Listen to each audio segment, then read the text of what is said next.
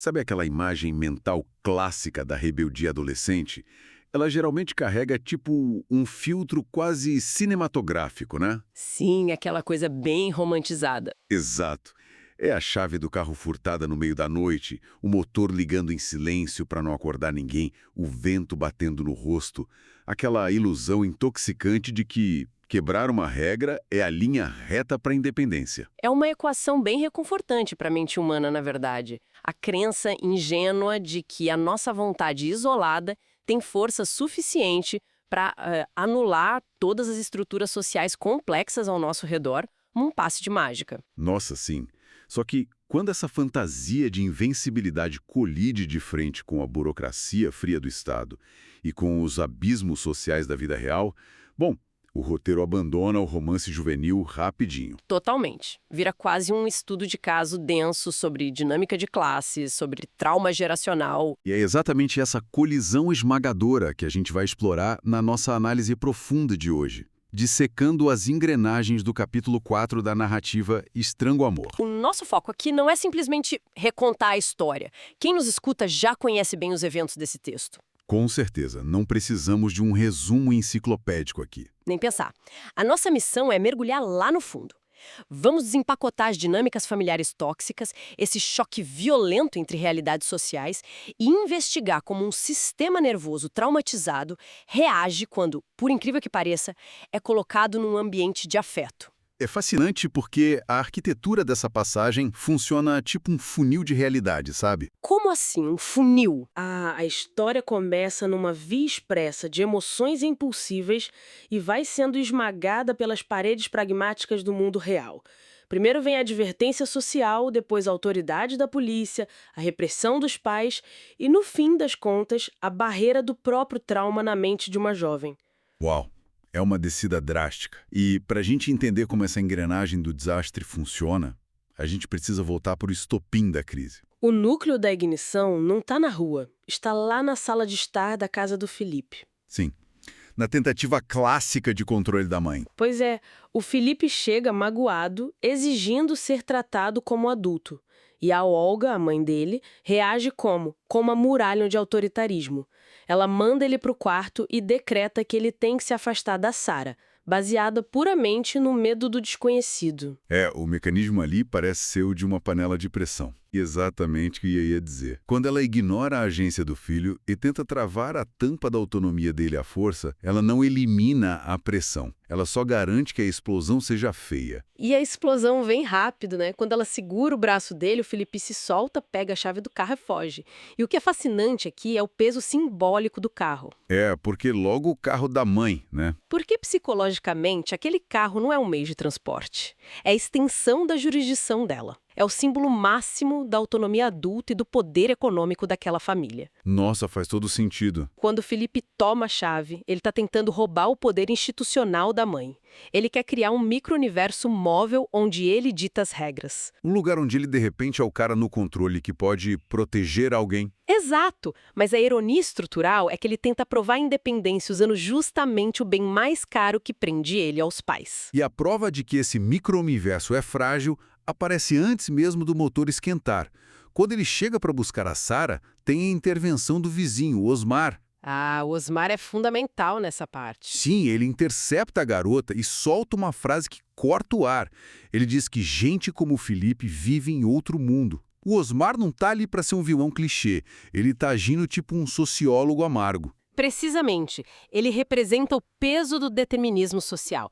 A intervenção dele é um lembrete de que o afeto, por mais puro que seja, não apaga a disparidade de classes. É um choque de realidade de quem entende que quando essas duas realidades colidem, quem quebra primeiro é o lado mais fraco da corda. Sim, a fantasia do Felipe tem o amortecedor do dinheiro da família. A realidade da Sara não tem essa camada de proteção. Mas mesmo com esse aviso gigante piscando na cara dela, a Sara entra do carro. E lá dentro, o clima muda. O Felipe confessa a briga em casa, mostra a vulnerabilidade dele. E ela acolhe, né?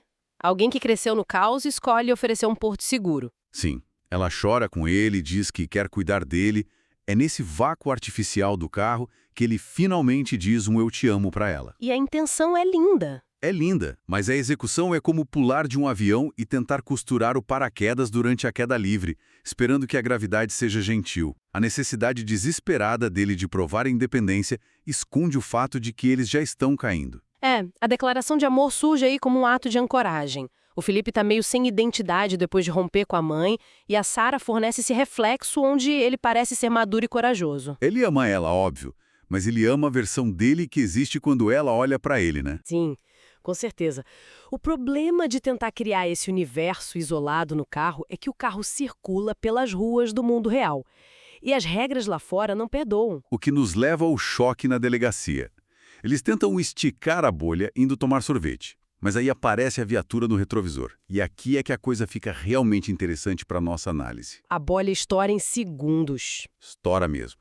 O Estado não está nem aí para os micro-universos afetivos de um adolescente. O policial quer saber da habilitação do garoto de 17 anos. A lei não negocia com o primeiro amor. A abordagem policial é a ruptura total.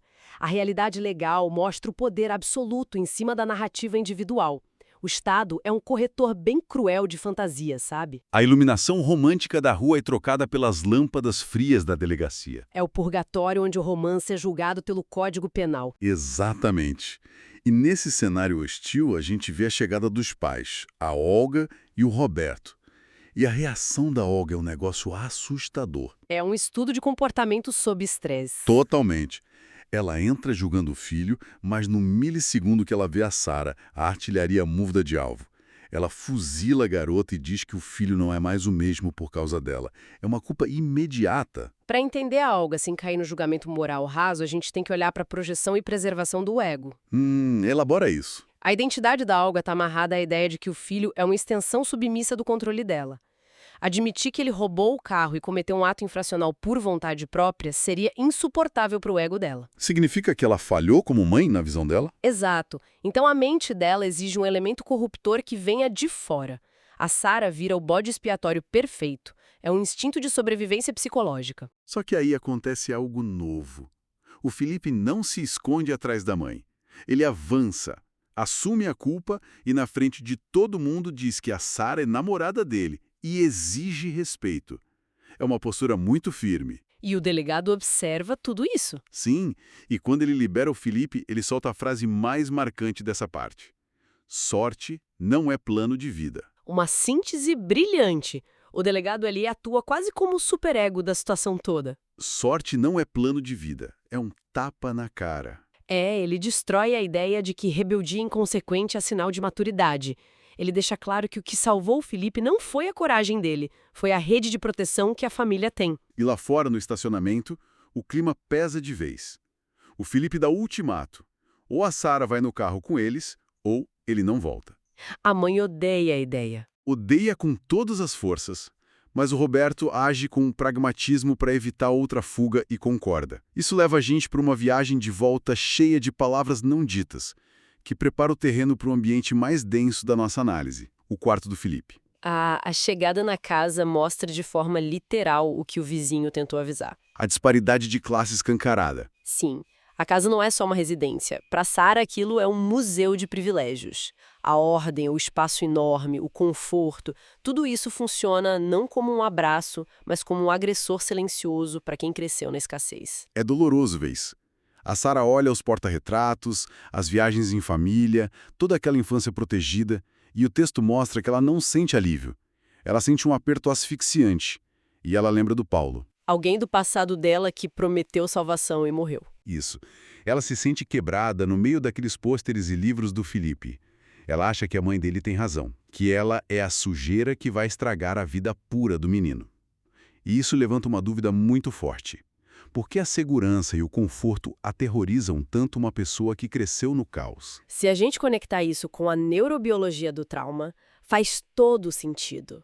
Não é só diferença de hábito, é uma calibragem no cérebro. Como assim? O cérebro se adapta ao caos? Exato. O sistema nervoso de quem cresce na instabilidade cria uma hipervigilância crônica. A imprevisibilidade vira a norma. É a única linguagem que a pessoa sabe falar.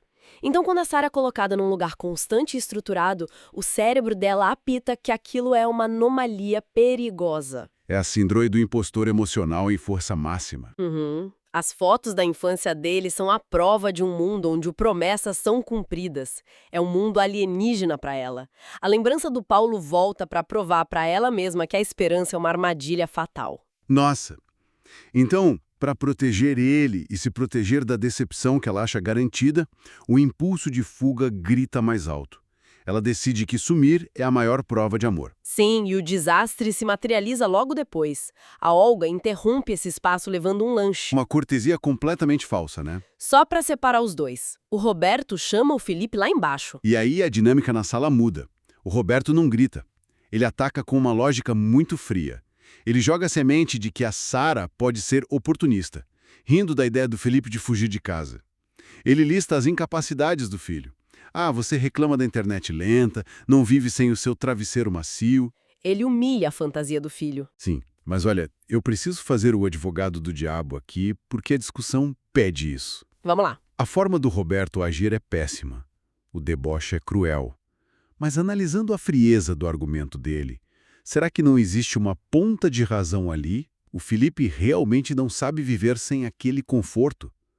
O Roberto não está, mesmo que de um jeito torto, tentando alertar o filho sobre a própria cegueira de classe dele. Isso é super importante. A gente tem que separar a exatidão factual de inteligência emocional. Explica melhor. Materialmente, o Roberto está coberto de razão. O Felipe não tem o menor letramento para a pobreza. Essa ideia de viver na estrada é um romantismo bobo. Fato. Mas a validade da lógica não apaga a falência moral de como ele usa isso. Ele usa a verdade logística para castrar o filho emocionalmente.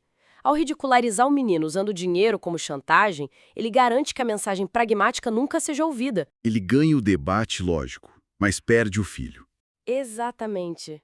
E enquanto acontece esse embate na sala, a tragédia real acontece no andar de cima. A Sara, sem aguentar a rejeição e o peso daquele lugar, desce chorando e sai correndo para a rua. O Felipe tenta ir atrás, mas o pai segura ele à força. E a imagem da Olga indo até a porta é fortíssima. Ela não só fecha a porta, ela gira a chave.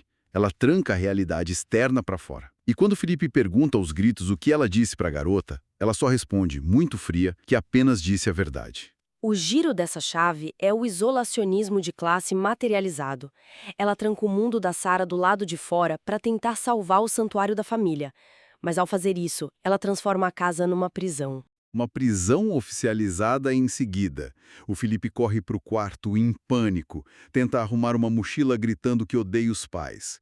E o Roberto, num misto de hesitação e de contenção, tranca a porta do quarto pelo lado de fora. Eles deixam o menino esmurrando a madeira. Preso no escuro.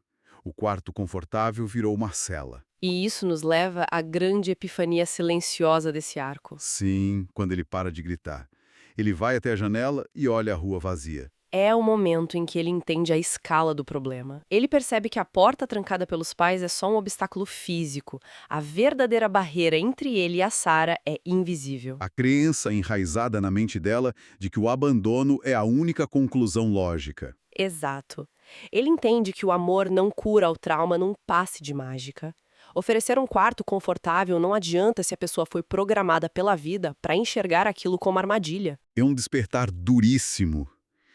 E isso ecoa muito forte para quem nos escuta. Trazendo para nossa realidade, é inquietante ver como o nosso próprio histórico calibra o afeto que a gente consegue aceitar.